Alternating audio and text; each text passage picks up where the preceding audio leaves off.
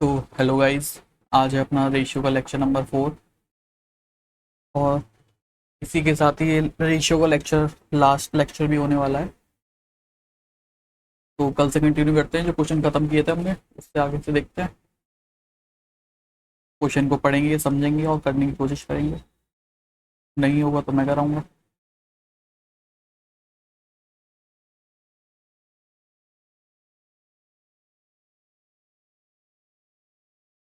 तो बोला गया है क्वेश्चन में, two numbers are in the ratio of 3:7। If 11 is subtracted from each, the ratio between the numbers become 7:20। Find the smaller number. दो number है जिनका रेशियो 3 और 7 है। अगर हम इसमें से 11 सब्ट्रैक्ट करते हैं तो हमारा रेशियो बन जाता है 7:20। तो find the smaller number. Smaller number हमको बताना है इसमें। तो आपको पता है हम वेरिएबल लगा सकते हैं, एक रेशियो होता है तो।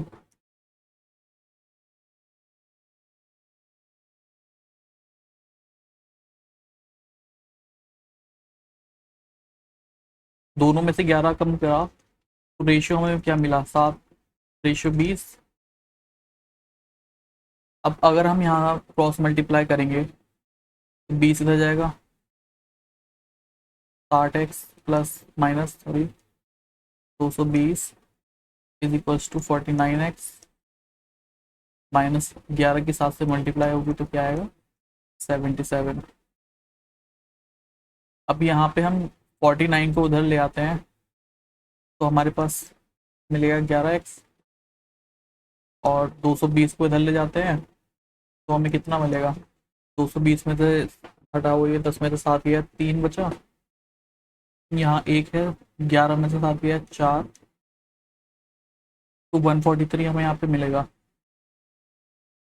एक 11 से हम इसको काटेंगे तो ये जाएगा 13 बार में।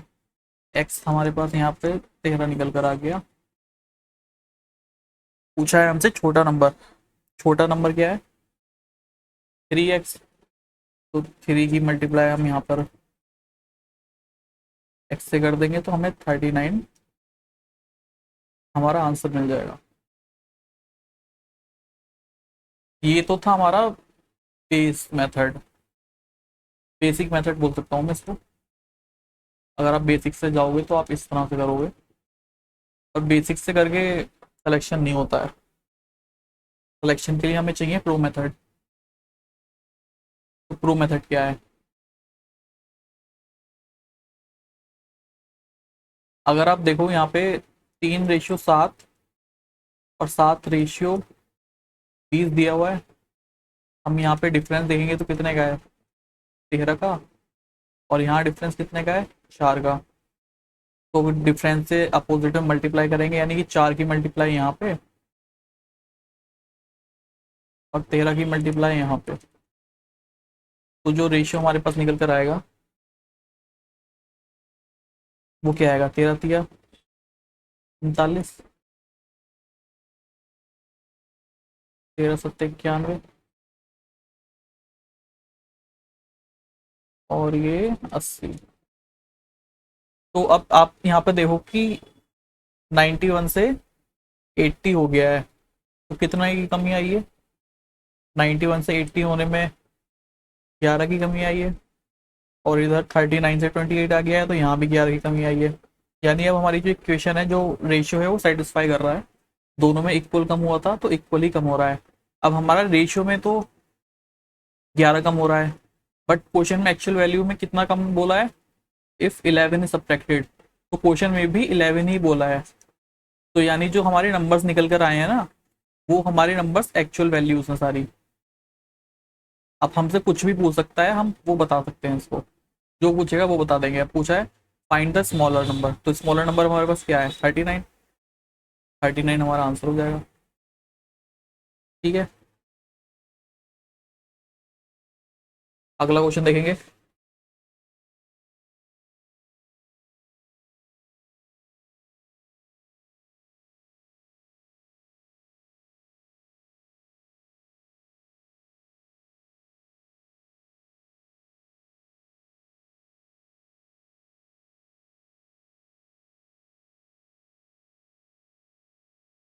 चलिए, two numbers are in the ratio 4:5. If 3 is added to is the smaller and 7 is subtracted from the larger number, they are in the ratio 1:1. दो नंबर्स हैं, 4:5, मान लेता हूँ 4x और 5x है. 3 is added to the smaller and 7 is subtracted from the larger number. They are in the ratio 1:1. Find the numbers. तो 4x में अगर हम 3 को ऐड कर रहे हैं और 5x में 7 को माइनस कर रहे हैं तो हमारे पास 1/1 का रेशियो आ रहा है. अब इधर मल्टीप्लाई करेंगे तो 4x plus 3 equals to 5x minus 7 आ जाएगा. 4x इधर जाएगा, 7 इधर जाएगा, तो ये यहाँ पे 10 आ जाएगा और इधर x बचेगा. x की वैल्यू हमारे पास 10 आ गई. पूछा गया है फाइंड द नंबर्स. तो अगर नंबर देखें तो 4 और 5 है, यानी अगर 10 की मल्टीप्लाई कराते तो 40 और 50 है. तो ऑप्शन नंबर सी यहाँ पे सही आंसर होगा हमारा. दूसरा मेथड क्या हो सकता है हमारे यहाँ पे करने का, हम क्रॉस मेथड यूज कर सकते हैं. इससे पहले जो मैंने मेथड यूज किया था ना, वो हम तभी यूज कर सकते हैं जब यहाँ पे दोनों में सेम ऑपरेशन हो रहा हो, यानी दोनों में सेम डिजिट का या तो एडिशन हो रहा हो या सेम डिजिट का सब्ट्रैक्शन हो रहा हो. लेकिन जो इस तरह के क्वेश्चंस होते हैं जिनमें किसी में सब्ट्रैक्शन हो रहा है, किसी में एडिशन हो रहा है, या फिर किसी में अलग अलग डिजिट से एडिशन हो रहा है या अलग डिजिट से सब्ट्रैक्शन हो रहा है, तब वहाँ पे हम या तो बेस मेथड से कर सकते हैं या फिर क्रॉस मेथड से कर सकते हैं. तो क्रॉस मेथड से करने के लिए क्या करेंगे, 4:5 लिखेंगे और उसके बाद जो रेशियो बन जाएगा वो उसको नीचे लिख देंगे. अब जो सेम ऑपरेशन होना है इसमें वो लिखना है. अगर बोला है 3 is added to the smaller, यानी यहाँ पे 3 को ऐड कर रहे हैं और 7 इज सब्ट्रैक्टेड और यहाँ 7 को सब्ट्रैक्ट कर रहे हैं. ओके, तो उनका जो रेशियो बन जा रहा है वो ये बन जा रहा है. ठीक है, तो वही करेंगे क्रॉस मल्टीप्लाई. 5 बन 5 -4 करेंगे और यूनिट ले लूँ मैं यहाँ पे, तो ये हमारे पास कितना हो जाएगा 1 यूनिट. और इधर से मैं देखूं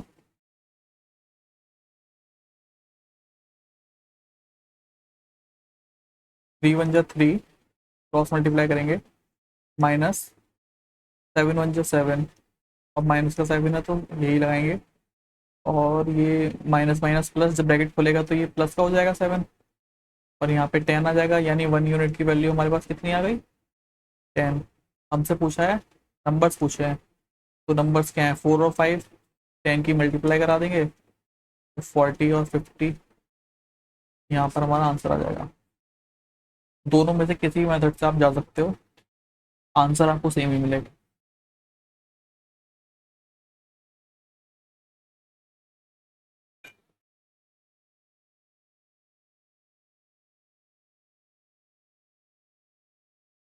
चलिए, तो दो नंबर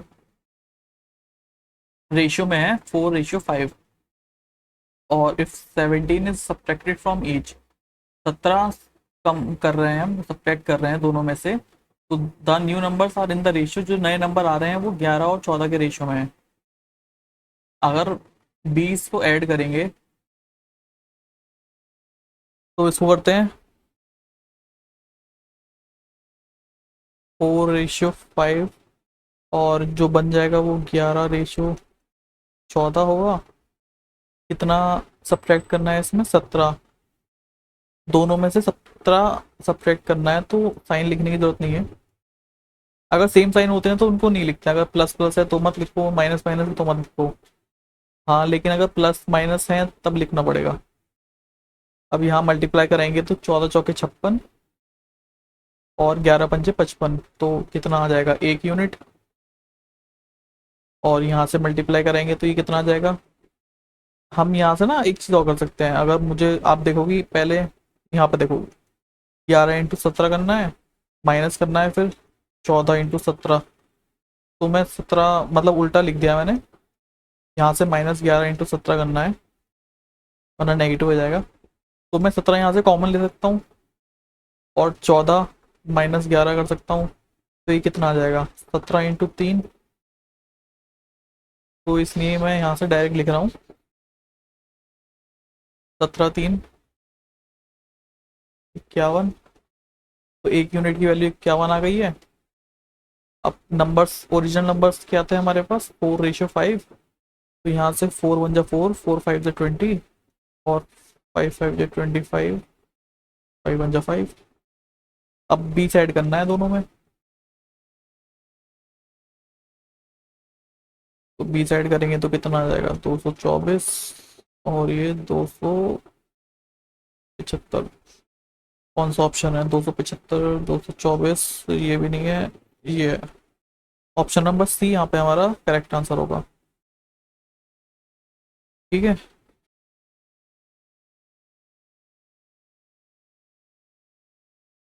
अगला देखते हैं। सीजीएल मेंस क्वेश्चन है ये।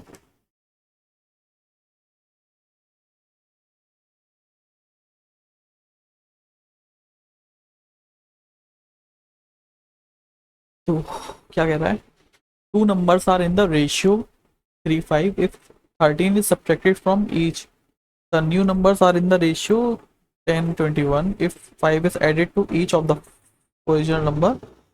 पिछली बार ये क्वेश्चन की तरह ही है ये सेम, 3:5 में है रेशियो। हिंदी में बता देता हूँ एक बार। दो नंबरों को, जो दो नंबर रेशियो में है उनमें से 13 हमने हटाया, दोनों में से 13 13, तो हमें जो रेशियो मिलता है वो 10 और 11 का मिलता है। अगर ओरिजिनल नंबर में हम 5 को ऐड कर देंगे तो क्या रेशियो मिलेगा। तो पहले जो रेशियो था वो लिख लेते हैं, उसके बाद घटाने के बाद जो रेशियो आता है वो लिख लेते हैं, कितना घटाया है। तो दोनों को घटाया है तो सेम सिंबल है, तो साइन लगाने की जरूरत है नहीं मुझे। अब यहाँ से जब मैं माइनस करूँगा तो ये कितना आ जाएगा 63 - 50 यानी 13 यूनिट। और यहाँ से कितना आ जाएगा 13 × 1 = 13, 13 दूनी 26, 27 -130। यहाँ से हम निकालेंगे तो 143, 140। हाँ ठीक हो गया। अब इसको काटूं तो 11 बार में जाएगा, तो एक यूनिट की वैल्यू अपने पास 11 आ गई। तो यहाँ ओरिजिनल नंबर्स कितने होंगे, 3 में, दोनों में 11 में मल्टीप्लाई करा दो तो 3355 हो जाएगा। अब बोला क्या है, if 5 is added to each, 5 को ऐड करना है। तो इसमें 5 ऐड करेंगे, इसमें 5 ऐड करेंगे, तो ये बन जाएगा 38/60। 2 से काटेंगे तो 19/30 बन जाएगा यहाँ पे। ऑप्शन नंबर डी यहाँ पे हमारा ठीक आंसर होगा।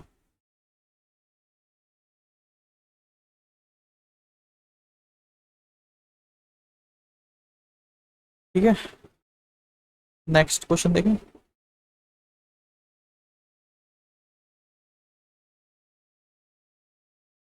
The students in the three batches of a dance class are in the ratio 2:3:5. If 20 students increase in each batch, the ratio changes to 4:5:7. Find the total number of students in the three batches. तो 3 batch हैं, student हैं 3 batch में, और उन batch में जो students उनका ratio दिया हुआ है 2 3 5। अगर 20 स्टूडेंट इंक्रीज हो रहे हैं हर बैच में तो रेशियो हमारा 4 5 7 बन रहा है। Find the total number of students, total number of student बताना है। तो 2 3 5, इस बार 3 रेशियो है, इसमें अलग यही है कि इस बार 3 रेशियो है। वैसे हमें 2 रेशियो मिलते थे, या तो ये 2 होते थे या ये 2, बट इस बार 3 मिले हैं। तो बोला है 20 स्टूडेंट इंक्रीज हुए हैं यहाँ से यहाँ तक हर बैच में। मैं लिख रहा हूँ पर बैच 20 स्टूडेंट इंक्रीज हुए हैं। अगर रेशियो में देखें तो कितना इंक्रीज हुआ है, 2 का। यहाँ भी 2 का है, यहाँ भी 2 का है। तो यानी 2 यूनिट की वैल्यू 20 है। तो हम बोल सकते हैं कि 1 यूनिट की वैल्यू 10 है। पूछा है हमसे find the total number of students in the 3 batches. तो टोटल नंबर ऑफ स्टूडेंट्स से निकालेंगे, इनको ऐड कर देंगे। तो ये 5 और 3 8 और 2 10। तो 10 यूनिट की वैल्यू यहाँ से निकालेंगे। 10 इंटू 10 का हमारा आ जाएगा 100। ऑप्शन नंबर बी इजी था, बस थोड़ा नया था इसमें। अगला देखते हैं। The students in the 3 classes are in the ratio 3:7:8। if 6 students are increased in each classes, the ratio changes to 11, 23 और 26। ठीक है।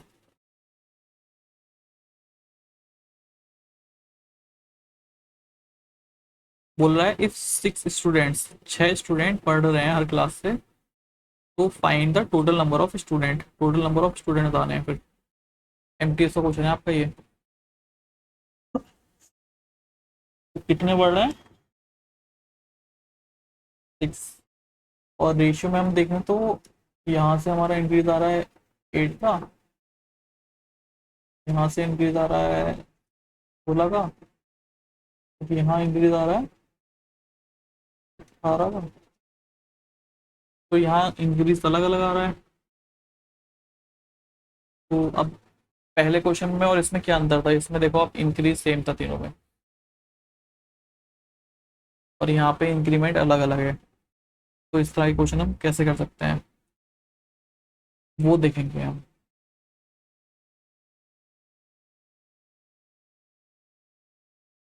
तो इस तरह के क्वेश्चन को करने के लिए हम कोई भी 2 रेशियो ले लेते हैं। भले ही हमें 3 दिए हैं बट हम 2 लेंगे, और जो धड़ से कर लेते हैं।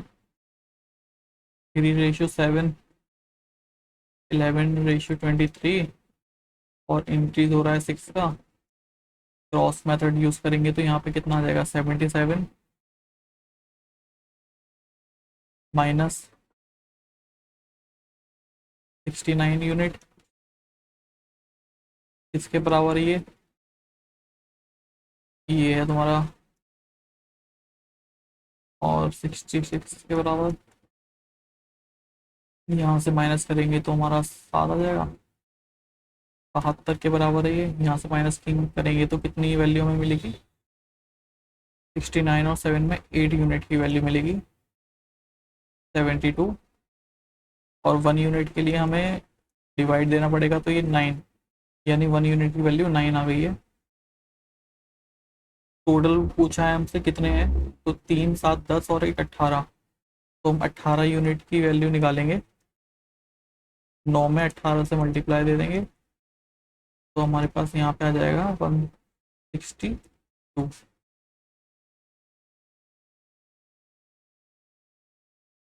Option number A.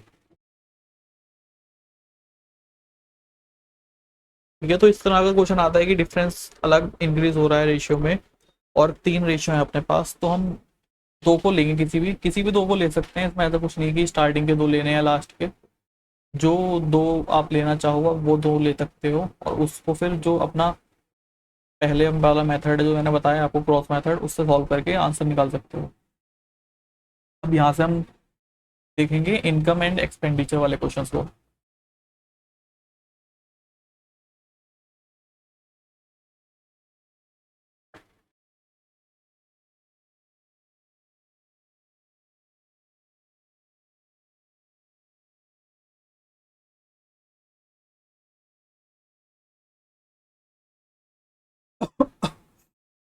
तो इनकम एक्सपेंडिचर क्या है ये मैं बताता हूँ। कोई भी इंसान जॉब करता है तो उसकी इनकम होती है, जॉब नहीं भी करता है तब भी इनकम होती है। कैसे होती है, घर वाले देते हैं पैसे। उस इनकम का वो क्या करता है, वो दो ही काम कर सकता है,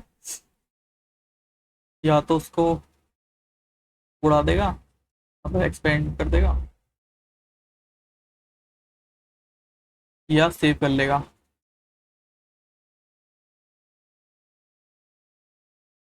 यही दो काम कर सकता है। तो यानी अगर हम एक्सपेंडिचर जो उसने खर्च किया और जितना बचाया उसको हम ऐड कर देंगे तो हमें पता चल सकता है कि उसकी इनकम कितनी थी। तो यही एक सो कॉल्ड फॉर्मूला होता है इनकम एक्सपेंडिचर और सेविंग का, आईईएस का, इंडियन एग्जीक्यूटिव सर्विसेज का। इसी के बेस पे हम कुछ क्वेश्चन देखते हैं। ऋषि एंड सरिता है 4760 rupees if 9/16 of Rishi's amount is equal to 3/4 of Sarita's amount, how much does Sarita have? Question में बोला है ऋषि और सरिता के पास 4760 रुपए हैं। अगर 9/16 ऑफ ऋषि का जो अमाउंट है 9/16 वो बराबर है 3/4 सरिता के, तो हमें बताना है सरिता का अमाउंट कितना है। सिंपल इक्वेशन बना लेंगे। 9/16 ऑफ ऋषि का बराबर है सरिता के 3/4 के। 4 से एक बार में जाएगा, 4 से 4 बार में, 3 से एक बार में, 3 से 3 बार में। एस को नीचे ले आएंगे तो इधर जाएगा 4/3 हो जाएगा। तो ये अगर ऐड कर दूं मैं तो ये कितना 7 यूनिट की वैल्यू है। बट क्वेश्चन में बोला है 7 की नहीं है, 4760 है उनके पास टोटल अमाउंट। तो एक की वैल्यू कितनी है, 7 6 42, 7 8 56, 680, यानी 1 यूनिट 680 के बराबर है।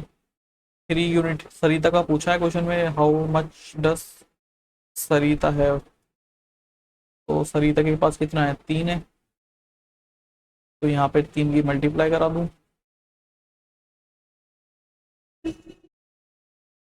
अब कितना आ जाएगा ये, 20 40। ऑप्शन नंबर कौन सा है अपना, ऑप्शन नंबर सी। ठीक है, कोई हार्ड नहीं था, बेसिक था ये क्वेश्चन। और ये क्वेश्चन भी आया हुआ है एसएससी फेस 12 में। अगला क्वेश्चन देखेंगे, सीजीएल का है 2023 का।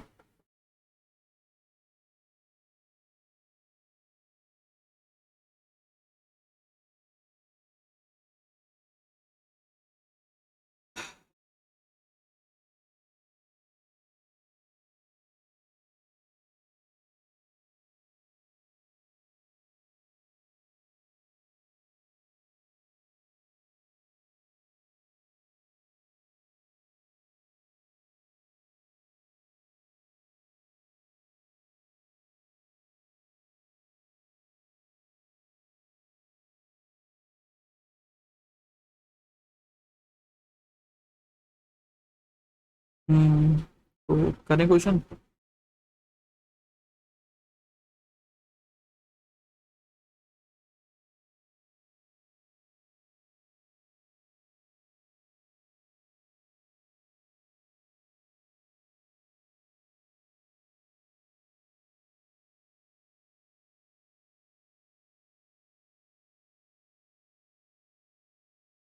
क्वेश्चन में बोला है Avinash monthly salary is 50,000 and his monthly expenditure is rupees 18,000. Radha's monthly salary is 60,000 and her monthly expenditure is 24,000. Find the ratio of Radha's savings to Avinash savings. अच्छा, अविनाश का मासिक वेतन रुपए 50,000 है और उसका मासिक खर्च रुपए 18,000 है। राधा का मासिक वेतन 60,000 है और उसका मासिक खर्च 24,000 है। राधा की बचत और अविनाश की बचत का सेविंग्स का रेशियो बताना है हमको। तो करते हैं, मंथली सैलरी है 50,000 अविनाश की,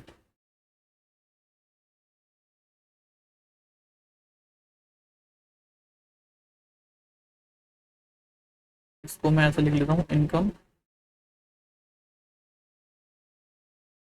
of Avinash equal to expenditure of Avinash plus saving of Avinash. Income कितनी है? 50,000 को मैं के लिख देता हूँ। के मतलब 3 जीरो होते हैं, यानी ये इक्वल्स टू 1K होता है, पता होगा ना। और मंथली एक्सपेंडिचर उसका है 18,000 यानी कि, तो इसमें से 18 गया तो 50 में से 18 गया, बचेगा कितना? 32 के 32,000 बचा।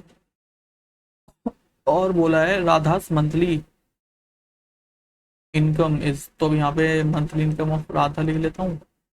Expenditure of Radha, saving of Radha की 60,000 है, 60 के। एक्सपेंडिचर है उसका 24 के। तो अगर इतना वो खर्च कर रही है 60,000 में से, तो बचा कितना रही है? 36,000। अब बस हमसे पूछा है कि find the ratio of Radha की सेविंग, राधा की सेविंग का रेशियो और अविनाश की सेविंग का रेशियो। के से के कटा, इसको हम काट सकते हैं 4 से। 4 9 जा 36, 4 8 जा 32, 9:8 कहाँ पे है? ऑप्शन नंबर ए, यहाँ पे ठीक आंसर होगा हमारा। ठीक है, समझ आया। चलिए अगले क्वेश्चन पे बढ़ते हैं।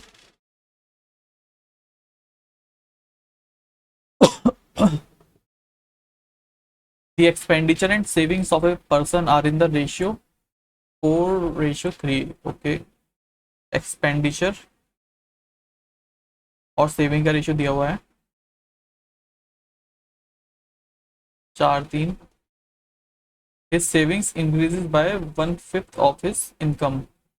अच्छा, अगर ये इनकी सेविंग और वो है एक्सपेंडिचर, तो इनकम कितनी होगी? 4 और 3 7 इनकम होगी। ठीक है,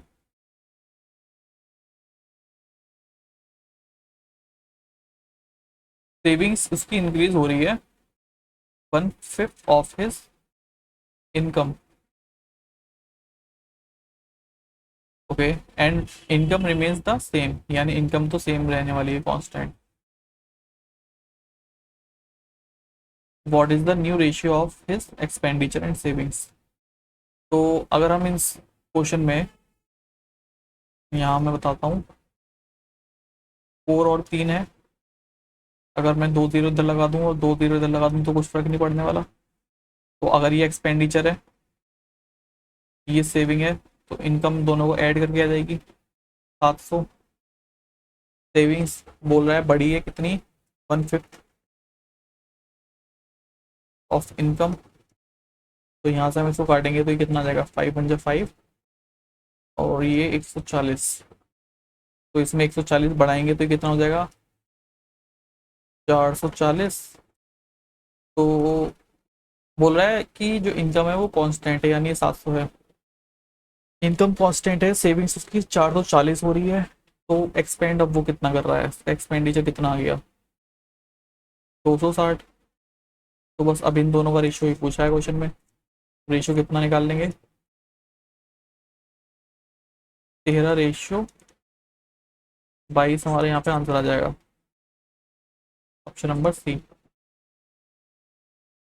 सबको समझ आया होगा। एक बार फिर से बता देता हूँ, क्वेश्चन में हमें रेशियो दिया हुआ था एक्सपेंडिचर और सेविंग का। तो मैंने आपको बताया एक्सपेंडिचर और सेविंग को जब हम जोड़ देते हैं तो हमें इनकम मिल जाती है 4 और 3। तो इसका मतलब इनकम उसकी 7 थी। तो पहले इतना हम कर लेते हैं कि हम उसमें ना 2 जीरो लगा देते हैं, क्योंकि अगर हम रेशियो में कुछ लगा रहे हैं तो हम उसको काट भी सकते हैं, उससे फ़र्क नहीं पड़ता। अगर सेम चीज़ लगा रहे हैं तो सेम चीज़ को काट सकते हैं। तो अपने 2 जीरो लगा दी ताकि कैलकुलेशन आसान हो जाए, बस, और किसी लिए नहीं। अगर हम यहाँ से भी सकते थे बट पॉइंट में आंसर आता उससे कोई फ़ायदा नहीं होता हमारा। तो यहाँ मैंने 2 जीरो लगा दिए। उसके बाद क्वेश्चन में बोला था कि his savings increase by 1/5 of his income, कि उसकी जो सेविंग्स है वो 1/5 उसकी इनकम से वो इंक्रीज हो रही है, यानी उसकी इंक्रीज, उसकी इनकम 700 है तो उसका 1/5 उसमें ऐड हो रहा है उसकी सेविंग्स में। फिर आगे बोला है क्वेश्चन में कि उसकी जो इनकम है ना वो कांस्टेंट है, वो सेम है, वो चेंज नहीं हो रही, इनकम चेंज नहीं हो रही। पर उसने क्या किया है, उसने सेविंग्स करनी बढ़ा दी है अपनी। पहले वो कम सेव कर रहा था, खर्च ज्यादा कर रहा था। अब वो सेव ज्यादा कर रहा है, खर्च कम कर रहा है। तो बस अब बाद वाला जो रेशियो है, कितना खर्च कर रहा है और कितना बचा रहा है, उसी का वो पूछा है क्वेश्चन में। अगला क्वेश्चन देखते हैं, पढ़ो आप पहले इसको, फिर मैं कराता हूँ।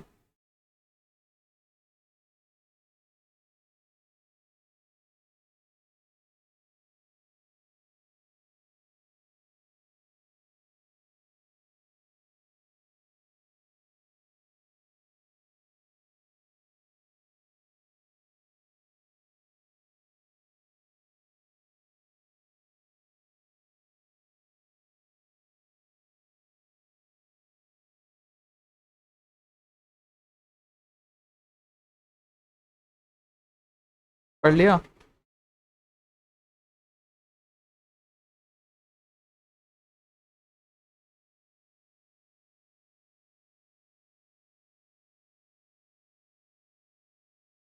तो क्वेश्चन में बोला है the ratio of income of Jitendra and Narendra. Jitendra है और नरेंद्र है, उनकी इनकम का जो रेशियो है वो 4:7 है।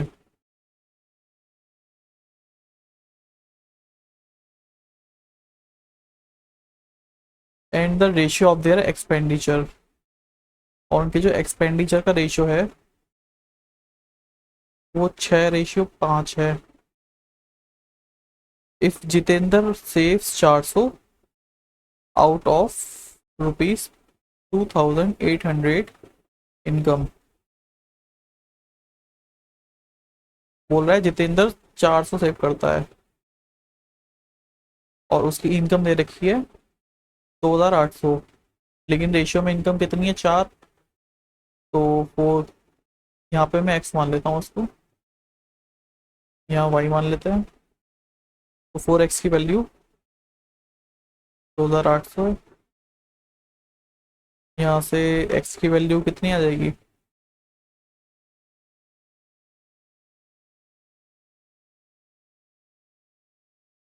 700। ठीक है, तो x की वैल्यू 700 आ गई, तो हमारा यहाँ पे नरेंद्र की इनकम हम निकाल सकते हैं 4900, साथ में मल्टीप्लाई करा दिया 700 को, तो नरेंद्र की इनकम हमारे पास 4900 आ गई है। अब अगर जितेंद्र की इनकम 2800 है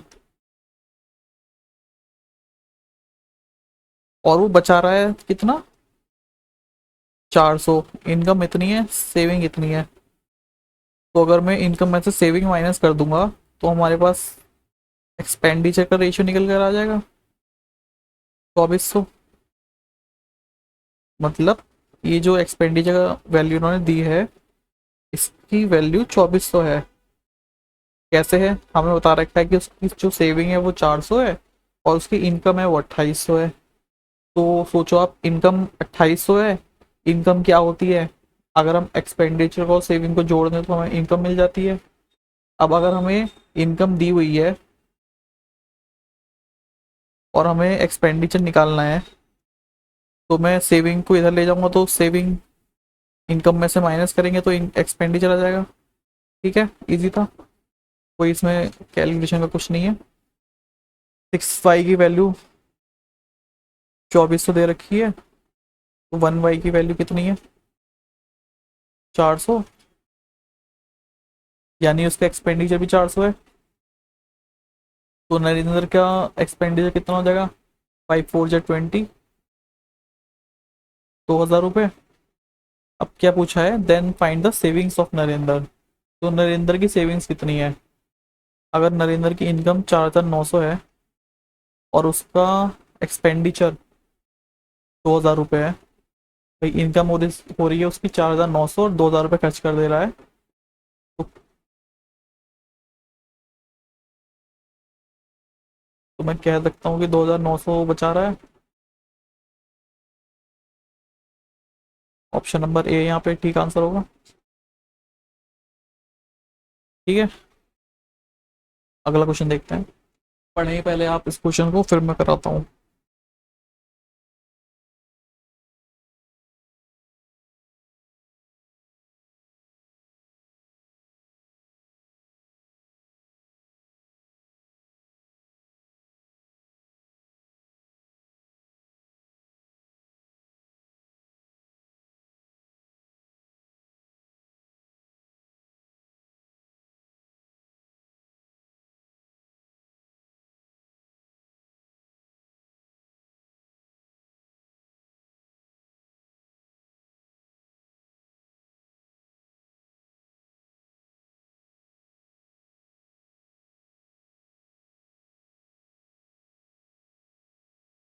पढ़ लिया?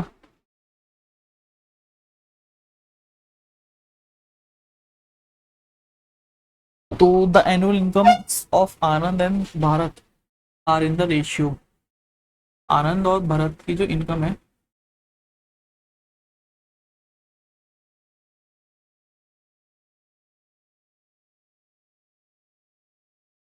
का रेशियो दिया हुआ है 3 और 5। और एंड देयर एनुअल एक्सपेंसेस, जो उनका एनुअल एक्सपेंसेस है उसका रेशियो दिया हुआ है 1:3। If each of them saves rupees 10,000 at the end of the year, then the annual income of Bharat is. तो अगर उनकी इनकम 3 है और वो एक्सपेंड कर रहा है 1,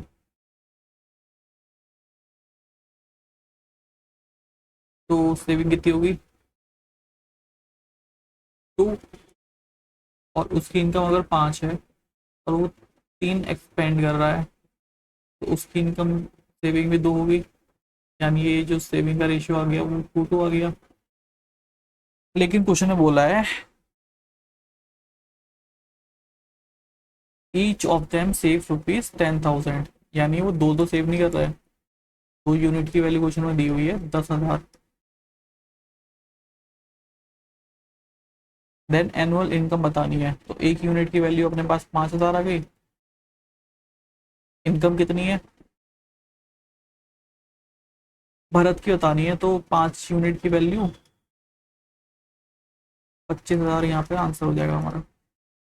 अब ये जो मैंने माइनस किया है ना, ये आप ऐसे हर रेशियो में नहीं कर सकते हो, आपको यहाँ देखना पड़ेगा। यहाँ पे डिफरेंस कितने का है? 2 का। और यहाँ डिफरेंस कितने का है? 2 का। डिफरेंस सेम था इसलिए मैंने माइनस कर दिया। अब जब अब यहाँ से मल्टीप्लाई भी करूंगा 1 1, तो रेशियो में 1 की ही तो मल्टीप्लाई होगी। तो 1 से 1 की मल्टीप्लाई करने से कुछ चेंज होने वाला नहीं है, तो इसलिए मैंने यहाँ पे डिफरेंस निकाल लिया है इसका। ठीक है, अगला क्वेश्चन देखो।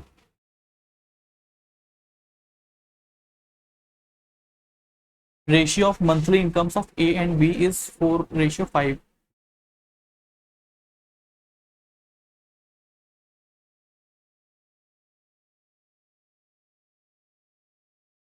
इनकम का रेशियो दे रखा है 4:5, और सेविंग का रेशियो दिया हुआ है 14:19। If the monthly expenditure of A and B is rupees 1,200 each, then what is the difference between the monthly incomes of A and B? तो अब यहाँ से रेशियो मैं देख सकता हूँ कितना इनकम है और कितना सेव कर रहा है। तो ये देखने से पहले मुझे देखना पड़ेगा कि डिफरेंस कितने का है। यहाँ तो 1 का है, यहाँ डिफरेंस 5 का है। तो मैं क्या करूँगा, 5 की मल्टीप्लाई दूंगा यहाँ पे, 1 की मल्टीप्लाई दूंगा यहाँ पे। तो जो नया रेशियो निकल कर आएगा वो आ जाएगा 20 और 25, और यहाँ 14 और 19। अब ये देखो, अगर इनकम उसकी 20 है और सेव कर रहा है 14, तो खर्च कितना कर रहा है? 6। सेम यहाँ पे अगर इनकम 25 है और सेव कर रहा है 19, तो 6 खर्च कर रहा है। तो यही 6 की यूनिट उसने दे रखी है 1200, 6 की वैल्यू। तो 1 यूनिट की वैल्यू अपने पास हो जाएगी 200, अब पूछे हमसे डिफरेंस क्या है, then what is the difference between the monthly incomes of A and B. तो डिफरेंस 5 का है, 20-25 में 5 का डिफरेंस है, तो 5 यूनिट की वैल्यू 1000। अब आप ये सोच रहे होगे सर यहाँ पे 5 का है बट यहाँ तो 1 का डिफरेंस है, लेकिन जब हम मल्टीप्लाई कर देते हैं तो हम इन रेशियो को ना भूल जाते हैं, उसके बाद जो रेशियो आता है वही हमारा रियल रेशियो होता है, इस पे हम ध्यान नहीं देते हैं, नए रेशियो पे ही हमें सारे ऑपरेशन करने पड़ते हैं। ये वाला क्वेश्चन पढ़े।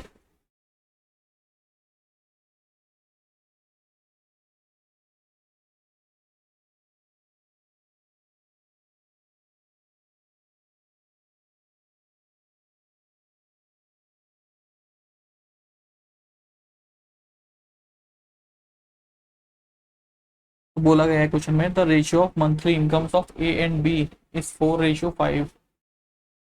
ये सेम क्वेश्चन था क्या? नहीं।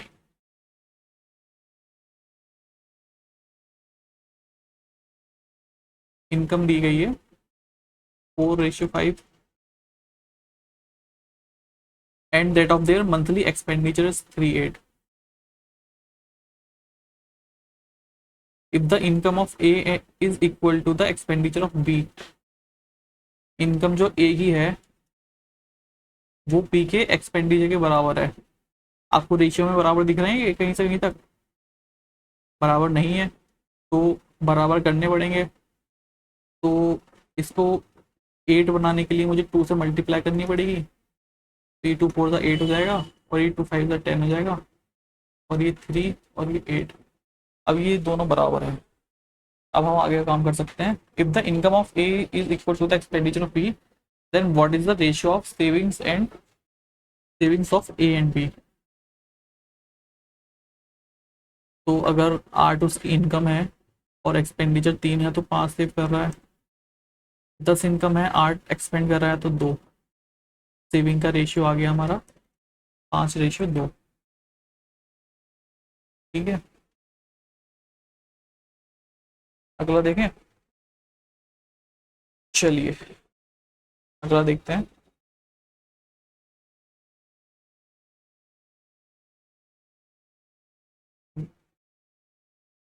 टीजीएल मेन सा क्वेश्चन है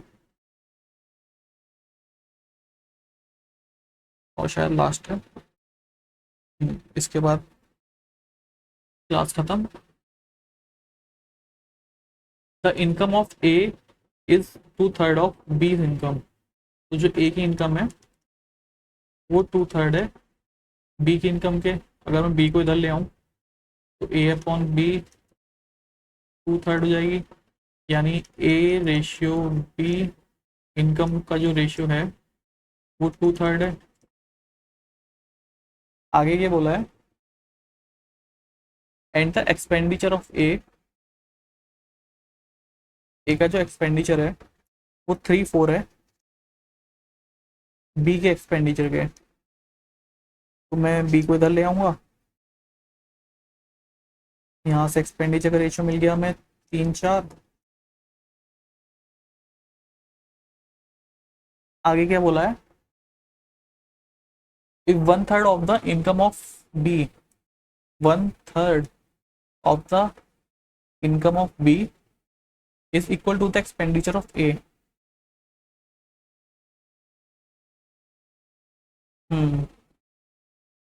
जो ए का एक्सपेंडिचर है कहाँ है, ये 3 है, यानी ये 3 है, वो बराबर है बी के 1/3 के, बी की इनकम के 1/3 के। ओके, बी की इनकम के 1/3 के। तो बी की इनकम कितनी है 3, और इसका 1/3 कितना हो जाएगा अपॉन 3, यानी 1 के। लेकिन यहाँ पे जो बी की इनकम है वो 1 तो नहीं दी गई, वो तो 3 दी हुई है। तो अगर मैं यहाँ पे 3 से मल्टीप्लाई करूँ तो इधर भी 3 से मल्टीप्लाई करनी पड़ेगी 9। तो ए का मुझे एक्सपेंडिचर 9 मिला है, लेकिन यहाँ पे 3 दिया हुआ है, तो मैं दूसरे वाले रेशियो में 3 से मल्टीप्लाई करने वाला हूँ। तो यहाँ 3 3 था 9 और 3 4 था 12 हो जाएगा। समझ आया? फिर समझा देता हूँ। बी की जो इनकम दी गई थी वो 1/3 थी ए के एक्सपेंडिचर के। तो अगर मैंने ए का एक्सपेंडिचर 9 मान लिया है,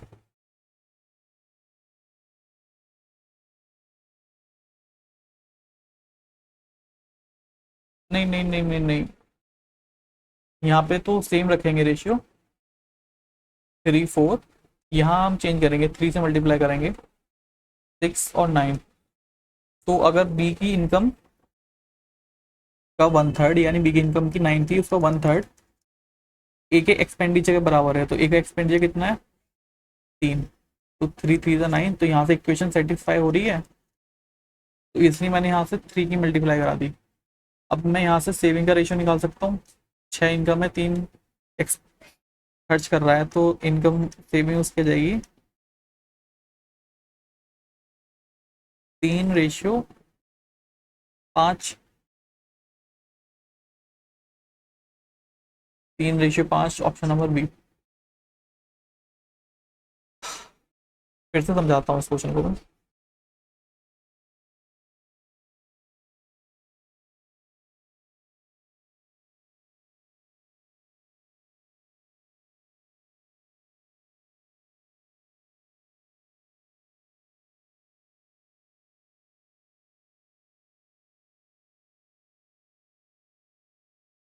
चलो, हो गया साफ।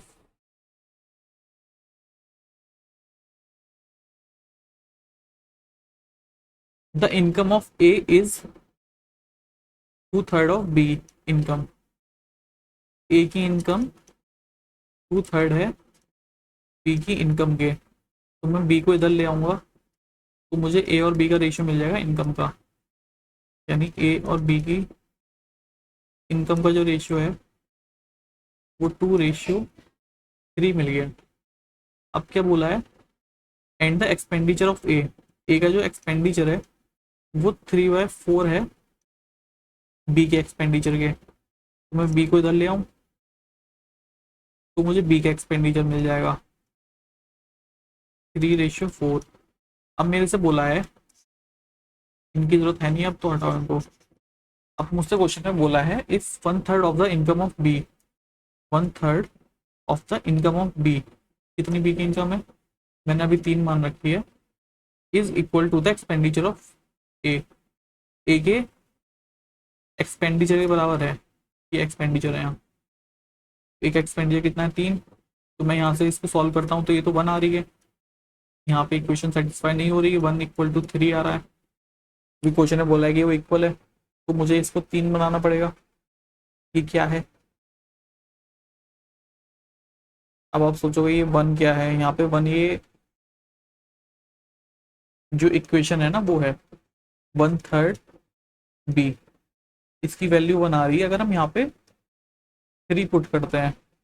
लेकिन अगर मैं यहाँ पे 3 की मल्टीप्लाई करा दूं और इसको 3/9 बोल दूं, और फिर मैं यहाँ पे बी की इनकम जो 9 है वो मैं पुट करता हूँ, तो 1/3 × 9 इक्वल्स टू 3 3 9।